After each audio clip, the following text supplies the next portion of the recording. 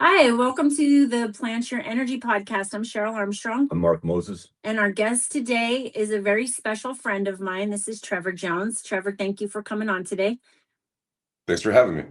Trevor has a really powerful story, and I just want to share right from the beginning that he's a very special friend to me. Trevor and I used to write each other starting way back in 2009.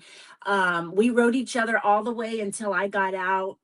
And then from there, I got to talk to him on the phone. And today is actually the first time that we're seeing each other face to face, even though he's in Colorado and I'm in Arizona. So, um, I'm going to put him on the spot later when he's sharing his story. But I think that Trevor, for many years of his sentence, because he did have a juvenile life without parole sentence, he believed that he would never see the streets. And so we'll get into that. But it's really just a happy moment to be sitting here with you today. I'm going to let you share your story and we'll just kind of go from there. Awesome. Well, thank you. Good morning, Cheryl. Mark. Good morning.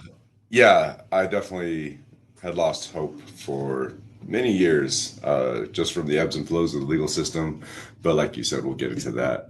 The reason I was incarcerated when I was 17, I'd committed a homicide. I was involved in what Colorado calls felony murder.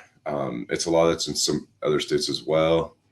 And felony murder is a crime that is created when there's two or more other elements combined.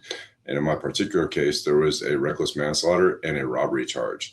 And so what happened with my case was I was working with the kid who wanted to buy a gun from me.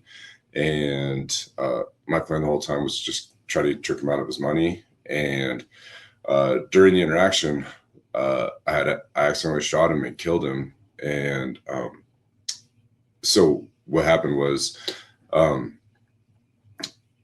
the trick to get his money was considered robbery, and his death was considered the reckless homicide. And so those two crimes together created a felony murder charge. And when I caught my case in 96, felony murder carried a life without parole sentence. It was a mandatory sentence. So when I went to trial, I was convicted of those three charges and conspiracy to commit robbery. And so from there, I had turned 18 by the time I was sentenced. So by the time I was 18, I was sentenced to life without parole and spent 26 and a half years incarcerated before being released in 2023. Leading up to that, like my life was a mess as a teenager. Probably from about 13 years old and on, I've been messing around with drugs and getting in a lot of trouble, a lot of fights, committing small crimes, petty crimes, and just kind of working more and more into kind of just a total reckless lifestyle. Sure. And it culminated in the homicide, and my victim's name was Matthew Foley. He was 16 years old. And that was the way I look at it is I knew I was ruining my life. I kind of realized that at some point when I first started getting into things, I had no idea where it would lead. But by the time I was like 16, early 17, I was starting to understand, well, this life is going to lead either to prison, to death, or honestly, I just kind of figured I'd be like end up homeless or something, just without any resources out on the streets. And I was kind of just accepting I didn't know how to change, and I didn't know a way out of that lifestyle. And I was just like, well, those are going to be the consequences of this, but I don't know how to stop this train.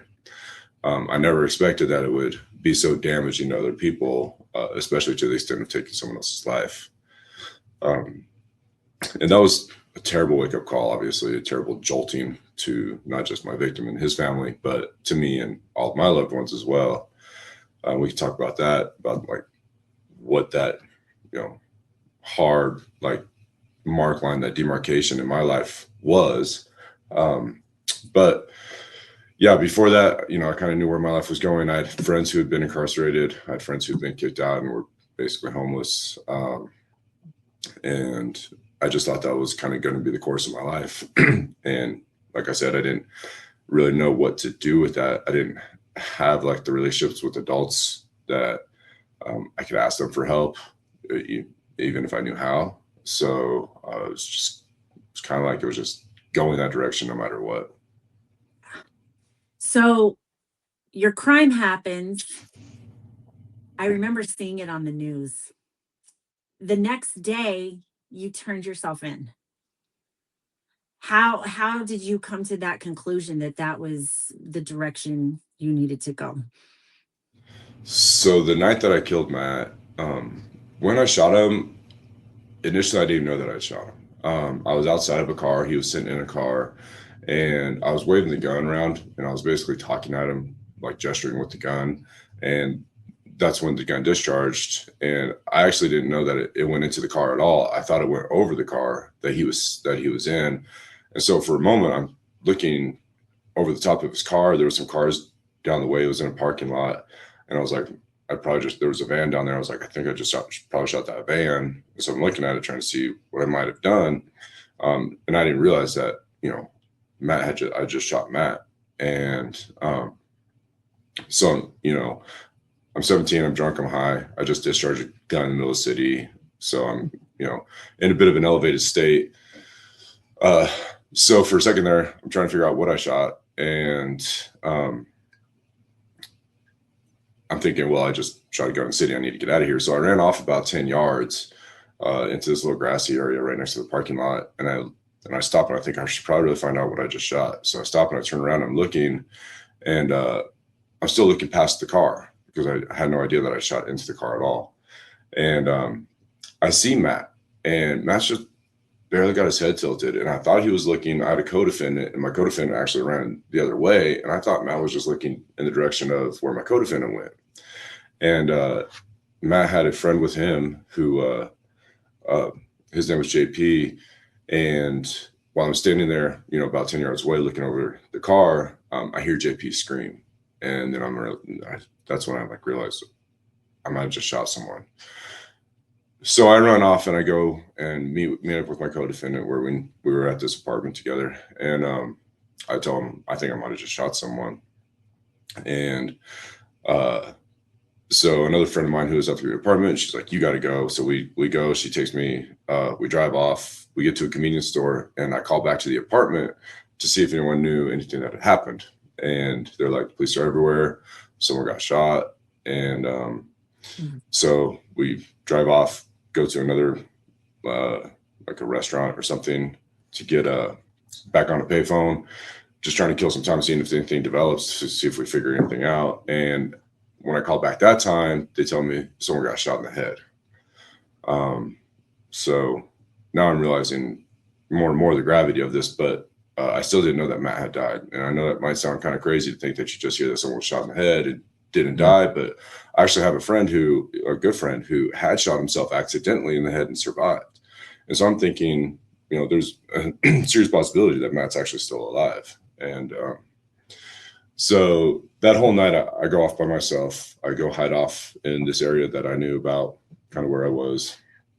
And I'm really just waiting for, information, trying to see if things are going to develop, see if I find anything out. And I'm just trying to hide out because obviously I had just shot someone in the head in the middle of the city. And while I'm hiding out, I'm thinking about Matt's mom, and I'm thinking about people probably need an explanation for what happened, and I need to own up to what this was. This is, by far the most serious thing I'd ever been involved in. So I was thinking about it very differently than any other trouble that I'd been in before. And while I'm there by myself all night, I'm thinking, well, I'm going to be turning myself in. People are going to need an explanation of what happened, and I'm not going to be able to live on the run like this for my whole life. So these are some of the thoughts I'm going through that night. There was, the crime happened around 10:30. And so I'm basically hiding out until 6:30 the next day, or 6 or 6:30. And at that point I walk over to a convenience store and I buy there used to be 2 Denver papers. I buy them both. I'm reading through them, seeing if there's any information in there about what I did. And there was this little tiny story in one of the sections and it just talked about a homicide that had happened, and it had the address, and I thought it might have been the address, and that's when I realized, oh, Matt died last night.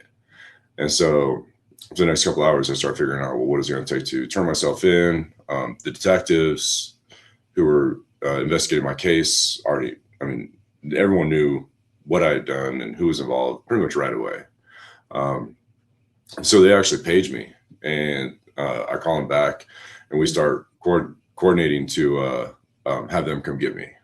And so early that afternoon, they come and get me, and I get processed. So that was the thought process that I went through in deciding how to I needed to turn myself in, and then ultimately did it.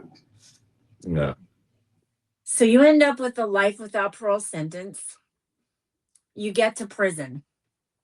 I don't know if there's any defining moment for you, or if it was a series of different events that happened with you after you were incarcerated, but obviously you completely transformed who you were when you were that train wreck as a teenager and somebody that had taken a life. And then you get into prison, and, did that happen for you right away? I mean, for me, it was probably, God, I don't know, at least a good 8 years into my sentence. So what did that journey look like for you?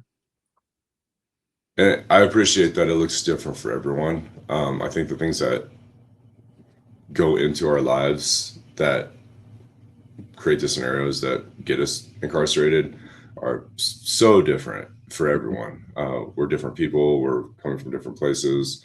And I'm not going to speak what I know about your situation, but I know that had I been in your situation, I don't know if I would have ever changed, to be honest, Cheryl. I probably would have been mad and bitter up until this day, and probably found every way to express that in bad ways.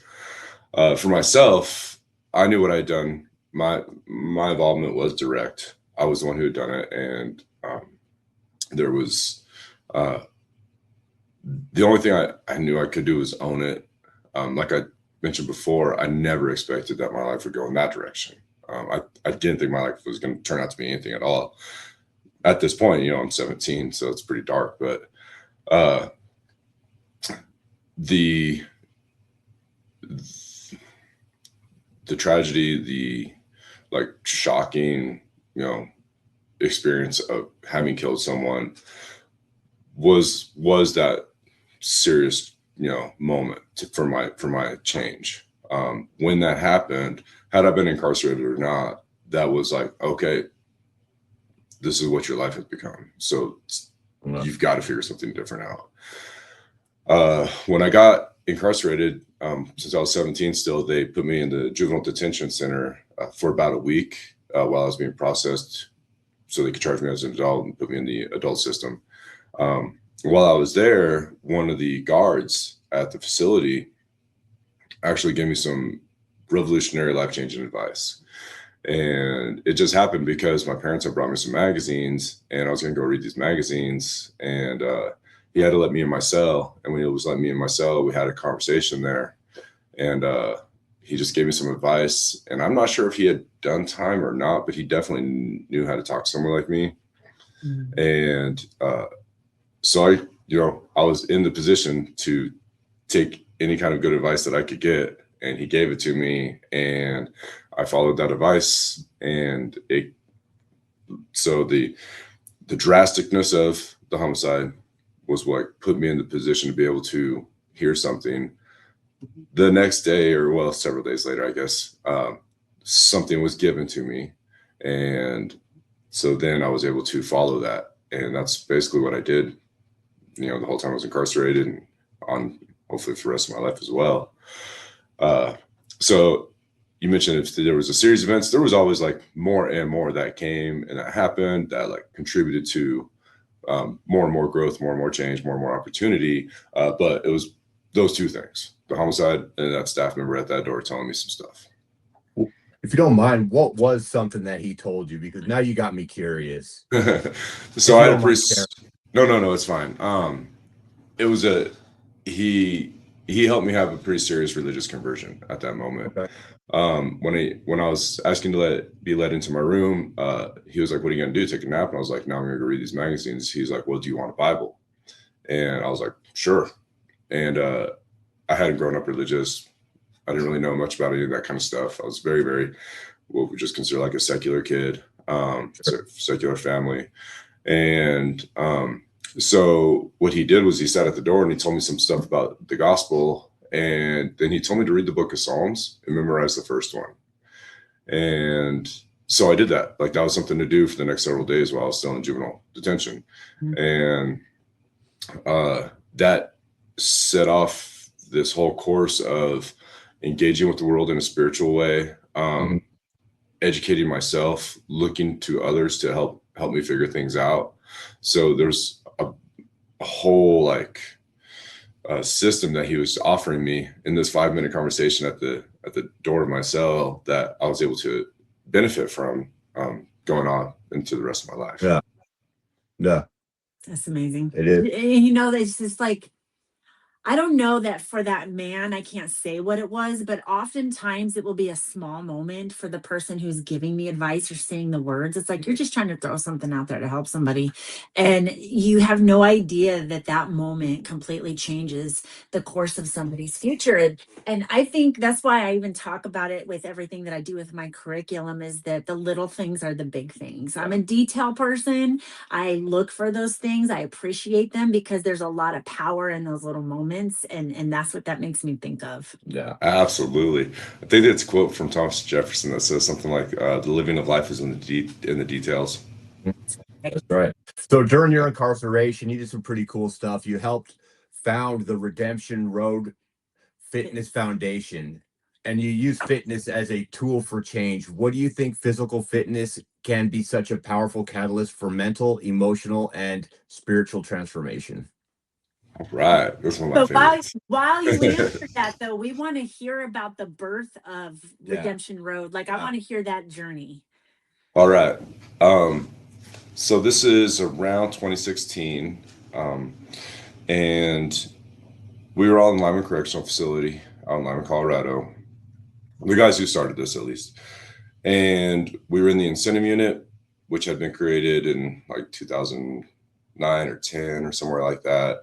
And it was kind of a cohesive group of people. Lyman didn't have a whole lot of turnover, where people come and go a lot because a lot of people there were doing significant amounts of time. Sure. So you could develop pretty deep relationships with people that you were around, and even more so in the incentive unit because it takes a long time to get in there. You have to have good behavior to get in there. And so like-minded individuals as well. Yeah. Yes. Yeah, exactly. And so we're all in there. We're all doing our thing. We're all using different programs. We're using fitness and exercise, and we're just doing what we can to make our lives the best that we know how, given our circumstances. And so there's, in prison, we call our workout groups cars. So there was different cars, different workout cars, and we all got along with each other, but we just, had our own cars and worked out on our own. And the real catalyst in my mind happened at the very, very, very end of 2016. And all of us who were there kind of have different takes on it. This is my understanding of it. And one of our friends who worked in recreation created a little CrossFit competition for teams. Yeah. And so the different cars that we're all part of signed up and did this little 2-day competition. And it was so fun. And the facility gave us like quite a bit of liberty to do it. And we were all like, wow, this is great. This is powerful. There's some stuff here. And like, that was at like, I think the very, very end of 2016. And so going into 2017, a couple of our friends were wondering, well, what can we do to continue to build on that and maybe expand? And my friend Brandon Cruiser and Damian Arguello pitched to the facility this program. And there was actually one more tool that they used to show how powerful and impacting it can be. They just posted a sign-up sheet in the incentive unit, which I don't think we were allowed to do at the time. It just had people sign up to go do these workouts together. So during our rec pools, guys would go and do these these little competitive workouts and just share their times and scores with each other.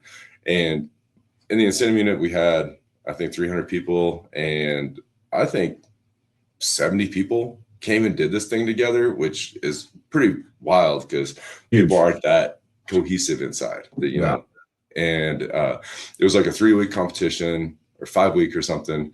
And the fact that so many people came, got involved, and like did the whole thing showed like there's a real power to people getting together and working out and encouraging each other and having a little bit of competition with it. And so my friends Damien and Brandon pitched it to our programs major, who was a guy named Jeff Long. And Jeff was like, go for it. And so there's a couple different trials of getting this thing going. But ultimately, that group that did the competition in late 2016 got together. They started learning how to do CrossFit, like the technical stuff with it, the philosophy behind it. And one of our friends, Brandon, as a matter of fact, his dad knew a sheriff in the Denver department who used CrossFit as part of the training for the staff there. And so Brandon's dad reached out to this guy. This guy's name was Aaron. And Aaron was like, sure, I would love to go in and help these guys figure out how to do CrossFit. So Aaron came in, started helping like mentor us with CrossFit. And then when we started asking for more and more from the Department of Corrections and our facility, the fact that we had a Denver sheriff backing us spoke really loud to the DOC. They're like, oh, well, if a cop is behind it, we can, you know, have some support. Legitimacy behind it. So all these things are coming together, and in 2017 we create the Redemption Road Fitness Foundation. It became a nonprofit first, and then like all these tremendous things kept happening after that just helped the program grow and grow and grow. It's funny, you could probably hear my voice today. Yesterday we had one of our annual fundraisers. We have these out here now. We used to have them inside. We have them out here now. And there was 35 teams of 2 that competed yesterday. So a lot of working out, a lot of cheering, a lot of yelling. And to see where it started with this little tiny competition in the middle of winter in Lyman Correctional Facility with like 10 people, to see now it's in nearly every state facility in Colorado. We're not in the privates here, but we're in nearly every state facility. Thousands of people participating. We've helped, there's education levels for getting certified in CrossFit, and we've helped hundreds and hundreds of people get that. CrossFit has been an amazing partner to us, helping us with all of this. So we use these fundraisers to help continue education, help guys participate, guys and women. I should definitely add our women participants are so powerful as part of this program. So all of those things come together to create the Redemption Road Fitness Foundation, and there's more, but you guys probably don't have time to hear everything I've got to say about this. So I got a quick question on that. Yeah. You got it in all state ran facilities. Are the numbers like grouped together so the people from this unit can see what's going on in this unit, and they're kind of competing with each other as well? Well, we do special events, yes. On like the day-to-day, not necessarily. It's more just like facility for facility. But when we do larger events, we will coordinate. We'll coordinate like Lyman Correctional Facility with La Vista, Arkansas Valley with Fremont. And the women got to compete with these guys. That's huge. Yeah. Our women participants are a big part of this program. There's a couple on our board who they're now board members. They were incarcerated, and as they got out, they moved into leadership roles out here, like following up with what they were doing inside. And they were there at the competition yesterday, kicking butt, facilitating, fundraising and stuff like that. So, La Vista and Denver Women's, we've had amazing participants come out of both those facilities. I remember I was still inside when that was going, when that was going on, or maybe I had just gotten out, but I knew about it. And the women, they were going to each other's facilities. It was insane. It blew my mind. I'm like, I never thought I would see the day where DOC would allow something like this to happen. So, I mean, Trevor was a piece of creating that. So that's pretty incredible. It is cool. Yeah. So we used to do twice a year, Veterans Day, Memorial Day, we would run the Murph. and we would start picking up more people. And you can see, like, I'm middle-aged at this time. So when I see a 23, 24-year-old going, I was like, I got to beat this guy. Good competition, right? You know what I mean? Everybody would look forward to that at those times. It's like, okay, we're going to honor these men and women that served, but we're also going to honor ourselves by pushing ourselves. Even if we don't want to finish, if we want to quit, we're going to keep going. And we'd have people at the end, they would walk. And it's like, okay, walk as long as you finish. Just walk. We'll walk with you. Yep. To finish. Yeah. People don't understand how important and impactful fitness is in personal growth.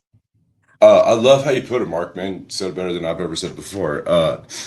The camaraderie that happens, the pushing yourself, the doing it for a larger cause, like you said, memorial for fallen vets and things like that. All that ties in real ways. It makes you a better person. Yeah. You're working on it for yourself. You're engaged with other people in healthy pro-social activities. Yep. And there's a real thing of how empathy develops when you are dying trying to finish, 200 push-ups after you've done 100 pull-ups, and you see the person next to you doing it, and at some level you're trying to encourage him and he's trying to encourage you, and you're fighting it out, trying to get it done. And it doesn't matter in Colorado what we found out. It doesn't so much matter your gang, your race, your affiliation, where you're from. Me and this dude next to each other, we're the same, lump of meat trying to get through this program right now. Yeah. That's so cool. What's crazy is when I was on my path to change, and there was a point in time where I was sitting in my cell, and I was thinking, man, what am I going to do to keep myself out and keep myself on a good path? Down here, we have the Pat Tillman run every single year, every April. And it just, for some reason, it clicked in my head. If I want to be a good person and continue to be a good person, I'm going to get out and I'm going to do this. And then I'm going to do it every single year. So every weekend I would run 4.2 miles, whether it be Saturday or Sunday, like clockwork. Every week I would run that. And I've continued to do that. Every Pat Tillman run I participate. And I'm going to keep doing it until I can't walk. And now I go. And my sister goes too. My sister was the first one to go with me. So when I got out in 23, like you, I was out 2 days, and I was enveloped in this Pat Tillman run with thousands upon thousands of people. It was cool. Yeah, I love that. And that, again, it's something big pulling us into a group. So correct. We need that out here just like we needed it inside. We need other people, and to be a part of something like that, it's a healthy group activity to get involved in. What's the 4.2? Was his number 42 or something? Yeah, that's right. Yep. You got it. He's got one of his jerseys framed in a case in our workout room. Beautiful. That's so cool. Yeah. Got his framed right there, and I got a Dennis Gardak autographed picture. So if people don't know who Dennis Gardak is, he started with the Arizona Cardinals as a practice squad guy. Came up to make special teams. From special teams, he worked so hard, he made first team. Just the grit that man had. Yes. It's like, you're on my wall. You're on my wall. It's a Rudy story, right? Yeah, basically. Super cool. Quick side note, he bought us tickets to the Broncos are coming here this season to play, so we're going to the game. Sweet. Yeah, the day after we do the Sick New World Festival in Texas, it's going to be a long weekend. So yes, pretty cool. It feels good to be out here free, living life, doing cool stuff. So that's right. Something to be grateful. I never, ever forget. So, God, there's so much that comes with your story, but I feel like I could talk to you for hours. Since you've been out, well, how did you get out? A lot of people don't know about JCAP. JCAP is the reason that I'm free. It changed my life. And JCAP is, your sentence got changed anyways. I don't remember every detail of that, but would you share like what happened with you getting out? Yeah. So again, the series of events, the different people that come into your life and make things happen. It was actually in, I believe 2007, where the Supreme Court started hearing cases that had to do with culpability levels and the basically mental abilities and proportionate sentences that attend the crimes that people with diminished mental capacity commit. And there was a series of these cases that started coming out, and then there were some really big ones where the Supreme Court started dealing with juveniles. Some of them initially were starting with people with like lower IQs or lower mental abilities, dealing with like death penalty cases at that point, and then it kind of started moving. There's a really important phrase in one of the decisions, evolving standards of justice was a really important phrase that one of the justices included in a decision at one point. And that showed, well, look, we are understanding more and more about what kids are, what people, what different people are like. And we can't just treat everyone exactly the same with these mandatory sentences, with these extremely harsh sentences, because we need to take into consideration all these other factors, mitigating circumstances, to proportionally prescribe justice. And so these cases started coming out slowly. And when they initially were happening, I never figured they were ever going to apply to us or do anything for me personally. Yeah, I could verify that. He had no hope he was going to get out of prison. And so let me talk about that for real quick before I continue with how I got out through JCAP. When it was about 2 years after I'd been convicted, I had an appeal for my initial conviction, and this was a really defining moment for how I thought my life would go with my incarceration, with my sentence.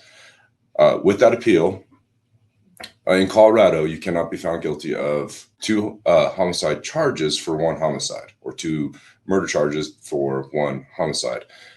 But it's a weird technical legal thing that they can, in trial court, find you guilty of 2, and then it's up to the appeals court to fix it. This is a problem that should have been fixed a long time ago, still hasn't, from what I understand. But the appeals, it leads it to the appeals court. The appeals court has to fix it, and they have to remove one of the homicide cases. And in my case, it was a little bit different. A lot of times what happened was people would go up with felony murder and murder after deliberation. So it was a little inconsequential. They both carried life without parole sentences, those 2 charges. So if, the court vacated the murder after deliberation, the person still had life without parole. Or if they vacated the felony, it was the same. So it was kind of inconsequential. For me, the reckless homicide charge that I had was a 6-year maximum sentence. The felony murder was life without parole. wow. And so when my case goes to appeals to get fixed with this, 2 homicides for 1 homicide scenario, the appeals court tells me and my attorney, we're going to vacate the reckless manslaughter charge and maintain the felony murder charge. And we're going to do that to maximize jury intent. That was their phrase. And my attorneys fought that phrase for years and years and years. But what it showed me was the trial court, the appeals courts had no real interest in what happened. They just wanted me to be locked up for as long as I could be locked up. Yeah. When they kept the felony murder and vacated the reckless manslaughter, because the reckless manslaughter is much more specific to what actually happened. The felony murder charge is essentially a legal logic that is created when 2 things happen at the same time. Yeah. So it's, and to call it murder is also very confusing, because it's not a murder charge. It's a legal, concoction of some sort. So when I got that packet, you get these huge packets of appeals information when the courts make a decision on your case, and they're trying to explain everything, why they did what they did, and all the cases that they reviewed to compare it to. I got that, and I'm sitting on my bunk. I remember this so vividly. This is 99, and I'm sitting on my bunk and I'm reading through this, and I'm just like, oh, well, it doesn't matter to the courts what happened. Like, people do not care what actually happened in my case. I'm just going to be here for the rest of my life because of this charge. And from then on out, I barely ever suspected that I would get out. And things happened, kept happening. I was like, oh yeah, there's no reason for you to believe that you're ever going to get out. You watch the political moves that happen in the state, you watch the case laws that come down, and you're just seeing there's nothing pointing to the direction that you're ever going to see any kind of relief. But if you do, you'll be, 90 by the time, if you could live that long. Right. So that's some of the stuff that tied into why I was so hopeless about ever actually getting out. Okay, so all that said, I was very, very wrong, gratefully, thankfully.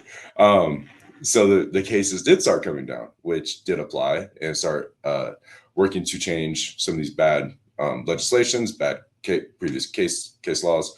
And in 2012, some of the big ones started coming down, like juveniles couldn't be sentenced to life without parole, mandatory life without parole. And initially, when those laws came down from the Supreme Court, there were some states that said, we don't really care. And Colorado was one of them. They're like, damn it, we knew this was going to happen.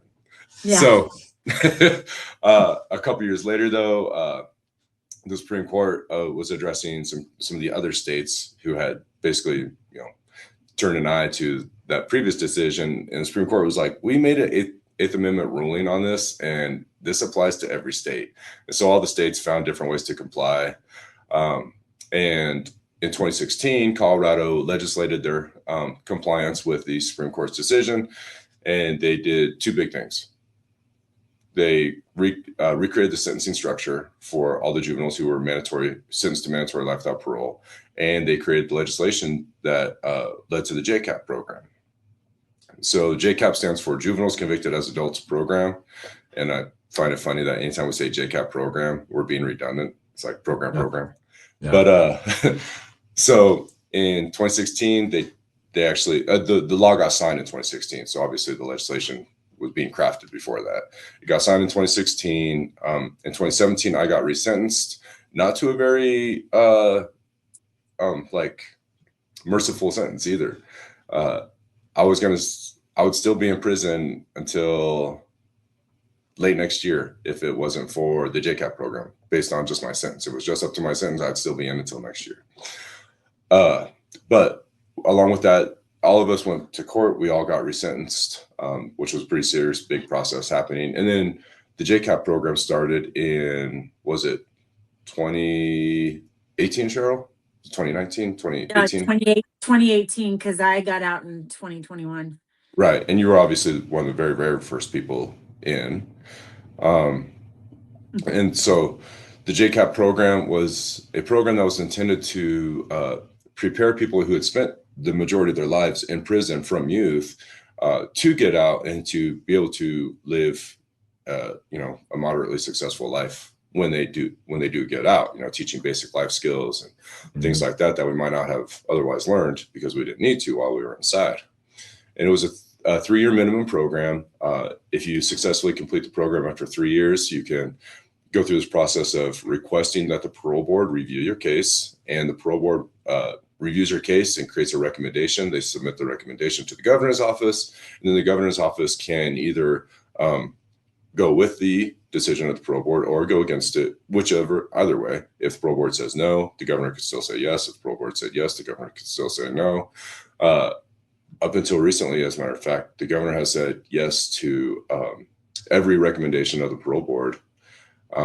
Just the other day, when several more JCAP participants were released, there was 3, I believe, who were denied. And I believe that they were given positive recommendations by the parole board, I believe, but I'm not 100% sure about that. But they were denied, and now they're trying to figure out when can these guys apply again, either through JCAP or through other means. So now we're kind of getting into some interesting stuff with that. Did we have clarity on that when we went through JCAP? Because if I remember correctly, I think that I was under the impression that if I hadn't made parole, I was going to have to wait like 5 years or something crazy like that to try again. So that's one of the possibilities that people are talking about right now, that these guys might have to wait 5 more years. Some people are saying a year. So that's a pretty big difference. Yeah. It is. And honestly, I used to read the JCAP legislation almost every day because I was pretty disappointed with the JCAP program, and I didn't think it was fulfilling. Yes, yeah. Like very, very significantly.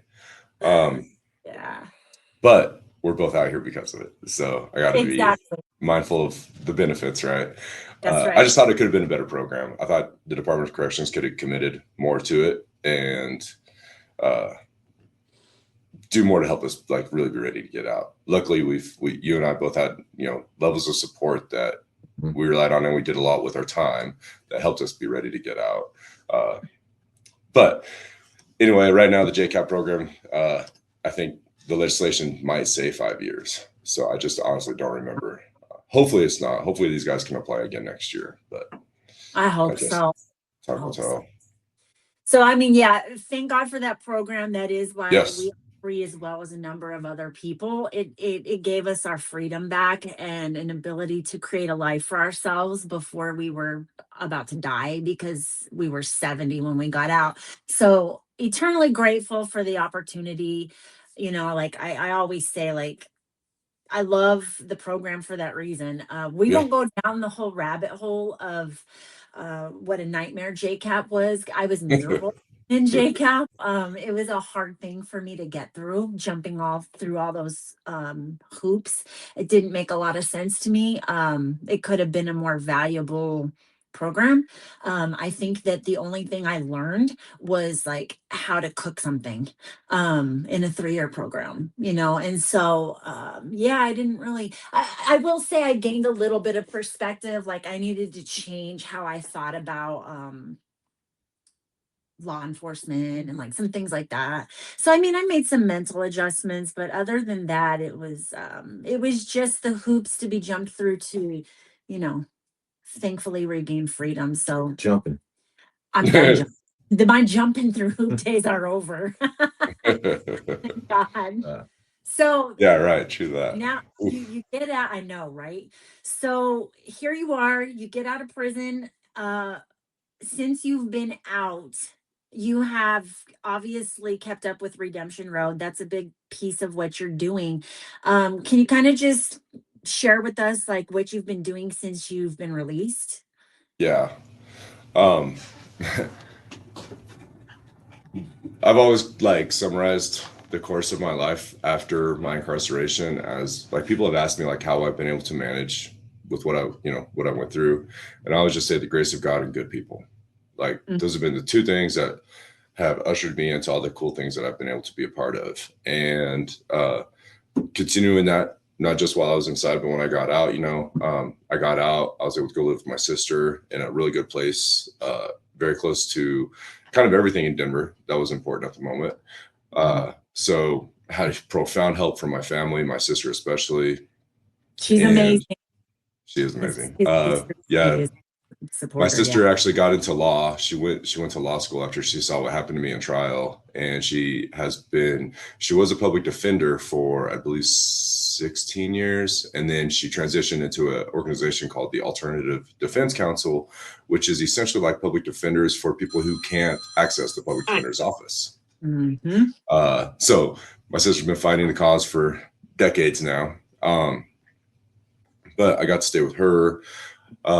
I had some friends who were at a gym right around the corner. It was a CrossFit gym right around the corner, owned by an incredible person who believed in redemption, who believed in providing for second chances. He gave me a job and gave me a place to go work out. My membership was actually the day that I got out. That's how like quickly he was willing to accept me. And my friends had been telling him about me. They were actually part of Redemption Road Fitness Foundation, while one of them was inside and one was volunteer. So got accepted into that community. The gym is called Mach 93 CrossFit. We're in Aurora, Colorado.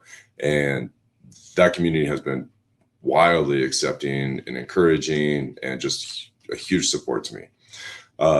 So finding that right away was very, very huge. Getting grounded, having a community, having a place to get my fitness going right away. And then I wasn't exactly sure what I wanted to do with my life. Again, I was very skeptical the whole time I was in about ever getting out. So I didn't necessarily set myself up real well, apart from just staying involved in good things and getting educated and stuff. I didn't really set myself up to know what to do if I were ever released.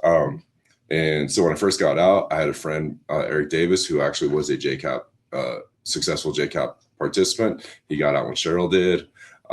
Did you guys get out at the same time? Were you the March 8th? Were you on the March 8th group? No, they all got out 2 weeks before me because That's I was right. the only one rolling out of state. That's right. I remember that. Yeah. So anyway, you first people to finish the program and get out. So you had that 2-week lag. But he got out, found some success in some stuff he was doing, and he helped find some temporary work for me while I was at the gym, and I'm kind of like looking for where am I going to go with this. And miraculously enough, while I was still inside, I had a friend who ultimately got clemency or a commute, who was like, hey, dude, I need you to take these classes, and I'm barely understanding what these were for at the time. He's just like, you got to go do this. I'm like, all right, this is good advice from a person. His name was George Chavez. He's been out.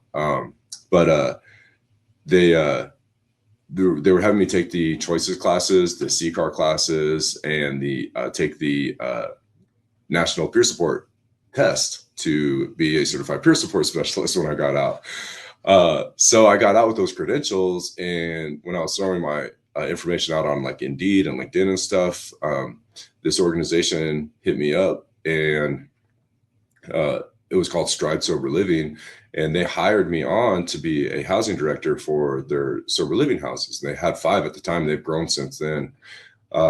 And so they would have me like be a part of not just coaching people in their sobriety, but also helping just like manage daily functions in a house, like, is the heater working and stuff like that. Yeah. And so I was able to do that for about 6 months, which was really cool. And I really appreciate the opportunity that they gave me. And then I found out that my friend who I knew in Fremont, and then another one of my really, really good friends, were working in a company called NAS Recovery Solutions. And so I reached out to them. I was like, are you guys doing this? And they're like, yeah, do you want to come on? I was like, absolutely. And so I had a quick interview with my friend, and he hired me on, and I've been working with them ever since. So I have been doing peer support work with NAS. A lot of my work initially was in halfway houses. We would go in there. We're licensed to teach 7 habits of highly effective people. So we use that a lot to help people in recovery. We do other life skills training, and just like, what is the mindset and mental and emotional support that people need while they're going through these transitional parts of their lives. So being a part, bringing all that into halfway houses, but ultimately I ended up at one of our major facilities. It's a recovery center in downtown Denver. And it's for people who are coming out of like homelessness, coming out of incarceration, people coming out of addiction. And I worked there as a coach for about 1.5 years. And then they kind of created this managerial spot for me where I help coordinate all the services that we provide there. So I'm in like this middle management position where I facilitate communication between the staff there, the staff with my organization, NAS, and then I still run groups and try to keep all of the other coaches that work there organized with their groups and stuff like that. So it's just incredible opportunities. So, and that I told Mark this morning, I was like, I'm pretty sure he works with Brooke, and there's the connection. Yeah. Because you hadn't said on Facebook, like, she's the best. She's actually going to be helping me revamp my website. So I love Brooke. Didn't know her really well when she was inside, but I just love her whole vibe. And so that's cool that you guys work together. I'm not surprised you guys vibe on each other. You guys have a lot of commonalities. She was at our competition yesterday. Brooke's the best. Oh, nice. She is great with some social media and stuff. So any help you can get from her is going to be good. Exactly. She kind of motivated me a little bit too. So we've been in contact since she was on the podcast. Yes. And I'm like, yeah, like, she's the reason I just bought CapCut, and like, I'm trying to like figure stuff out because she's really good at it. So yeah, that's cool. Well, so in wrapping up today, I always like to end by asking people how they're going to continue planting their energy. And, I don't let people off the hook by just saying, oh, I'm going to keep doing what I'm doing. I mean, now that you're free, you have a life that you probably never allowed yourself to imagine that you could have for over 2 decades inside. What would you like to keep building? How do you want to plant your energy moving forward and helping other people? So I love coaching. I love being a part of other people's lives and trying to help other people find their way into something better for themselves. So I'll always be doing that at some level. So I'm going to keep doing what I've been doing, Cheryl. No. So I got married about 1 year ago. Congratulations. To thank you so much to an amazing woman. So we're building our lives together, and that's always going to be, the work that it takes to have that. And as a matter of fact, Cheryl, I go back to school in about 2 weeks. I'm going to go to Red Rocks College. I don't know if you remember a program called Gateway. Of course, you remember I got hired to work at Red Rocks when I moved I to know. Colorado. All about all that. Yeah. I actually asked about Mr. Dunsmore. He retired. He's not around anymore. But I found out through his place, my friend. Yeah. Yes. He was awesome. I took one of his classes when I was inside, actually. But so to continue my efforts at getting better at things, in like this less like concrete way, one of the things I'm trying to do is learn how to say no to things. I've created like some overwhelming stuff for myself because I have this whole thing of not turning down opportunities. One, just because it's a bit of a philosophy of mine, like don't pass up an opportunity because you never know if it's going to come back. So you got to just say yes when it shows itself. But for another, I think we say yes to a lot of things because we're trying to pack every bit of life into our free life that we can. So I'm trying to be a little bit more wise in what I say yes to right now. It's not working yet. You want to be able to say yes and fully commit to what you're doing 100% and not overwhelm yourself at the same time. It makes perfect sense. Yeah, there's only so many hours in a day. There are. So you got to be strategic about, who, what, when, where, all that. Yeah. So the boundaries actually, I like your acronym PYE. So for plant your energy, but I also like to think about like protect your energy. So those boundaries actually make you better in the things like you were talking about, Mark. You're able to more fully commit, be more fully present to the things that you are involved in, rather than, I'm at dinner with my wife, but I'm thinking about this other project that I need to do, or I've said yes to so much, I've slept, 20 hours in the last week or something like that. So having the appropriate balance in your life and making sure that you're giving the proper attention to the things that are your priorities. Like that's yes. Yeah. Well, I just want to say thank you so much. It's been such a pleasure to get to sit and talk with you. We'll have to talk. We got to keep in better contact. Yeah. Today is a reminder for me of the value of friendship. You are such a good friend, and most of my family has passed away, the people that I had to talk to. And then I moved to Arizona, which was a choice. I love Arizona, but I essentially walked away from all of my friendships up there. And sometimes that's a hard thing. And so I think that, I just want to say, always value the people that are solid in your life. And now Mark's friends are my friends, and he's got some great people in his life. And so I'm really grateful for that.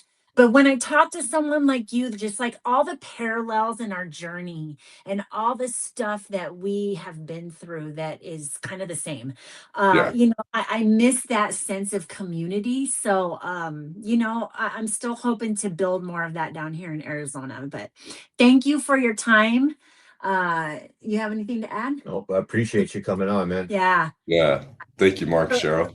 Yeah, we will keep in touch. And for anybody that's watching, like I always say, please go to the YouTube and Spotify channels. Please subscribe and support what we're doing here. Oh, here we go. Yes.